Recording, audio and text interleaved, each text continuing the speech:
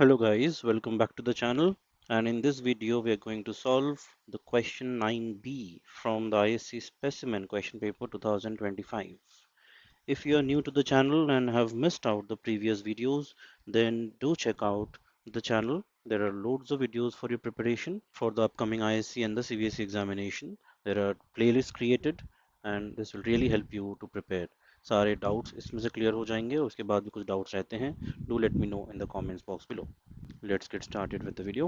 Question 9b. This is a very important sum. Interest on capital का sum है और यहाँ पे कुछ rules दिमाग में रखने होंगे ताकि ये sum 100% करेक्ट कर पाओ एग्जाम में. By the looks of it बहुत easy लगेगा, लेकिन कुछ चीज़ें अगर याद रहेंगी तो सही भी कर पाओगे. क्रिश और तरुण पार्टनर्स है फर्म में, उनके कैपिटल से 40,000 और 60,000. पार्टनरशिप डीड के अनुसार interest in capital is to be allowed to them at 5% per annum. Allowed is a very important word here. Profits are to be shared in the ratio 3:2. ये confuse करने के लिए दिया हुआ है. The trading profit for the year 23-24 was 3,600. You are required to calculate the interest on capital allowed to the partners in the year 23-24. So सबसे पहले interest on capital calculate कर लेते हैं. 40,000 पे और 60,000 पे 5% करके, which comes to 2,000 and 3,000. Simple सा कैलकुलेशन है. 5% ऑफ 40,000 एंड 5% ऑफ 60,000. लेकिन इन दोनों को ऐड करके अगर देखोगे तो आ रहा है 5,000, लेकिन प्रॉफिट ऑफ द फर्म है सिर्फ 3,600. तो प्रॉफिट इनफ नहीं है. तो यहाँ पे सेकेंड चीज जो चेक करना है वो है इंटरेस्ट ऑन कैपिटल. ये क्या चार्ज अगेंस्ट प्रॉफिट है या अप्रोप्रिएशन ऑफ प्रॉफिट है? अलाउड बोला है, so it's an appropriation of profit. जैसे यहाँ लिखा है, in this case interest on capital is an appropriation of profit and not a charge against profit. अगर अप्रोप्रिएशन होता है तो हम प्रॉफिट के बियॉन्ड जाकर इंटरेस्ट ऑन कैपिटल नहीं दे सकते. जितना प्रॉफिट है वही फिर पार्टनर्स के बीच में डिस्ट्रीब्यूट होगा एज इंटरेस्ट ऑन कैपिटल. अब किस रेशियो में डिस्ट्रीब्यूट होगा? 3:2 में मत कर बैठना. प्रॉफिट शेयरिंग रेशियो में डिस्ट्रीब्यूट नहीं होता है. डिस्ट्रीब्यूट होता है in the ratio of interest on capital allowable. जिस रेशियो में उनको इंटरेस्ट ऑन कैपिटल मिल रहा था ओरिजिनल वाला, उस रेशियो में ये प्रॉफिट डिस्ट्रीब्यूट हो जाएगा. That means 2:3. वही चीज यहाँ लिखा है, अगर देखोगे इंटरेस्ट ऑन क्रेशियस कैपिटल इज 2,000 एंड तरुण's capital is rupees 3,000. Thus the total of 5,000.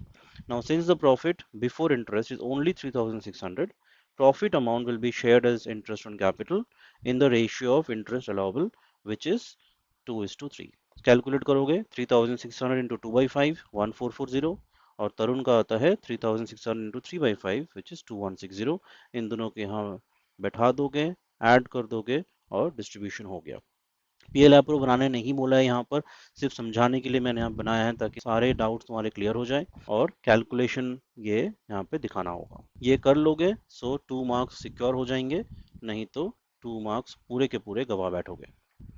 Easy सम है अगर रूल पता है, अगर नहीं पता है इजी लगेगा बट फिर भी इनकरेक्ट कर बैठोगे. नाउ समझ लेते हैं, अगर चार्ज अगेंस्ट प्रॉफिट है तो क्या होगा.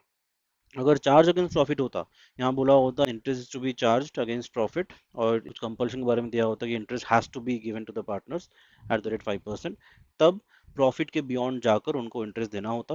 दैट मीन्स 2,000 और 3,000 को पूरा इंटरेस्ट मिलता, और जो डिफरेंस अमाउंट है वो by share of loss partners के बीच में डिस्ट्रीब्यूट हो जाता in their profit sharing ratio which is 3:2. तब जाके वो होता.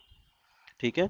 सो ये चीज़ें बहुत ध्यान रखने वाली है, और this can be a part of bigger sum as well. यहाँ पे अलग से दिया हुआ है to test your knowledge. As you can see application based question है ये, नॉलेज को यहाँ पे अप्लाई करना है.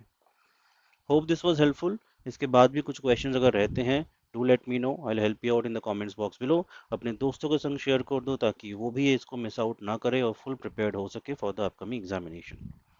Thanks for watching.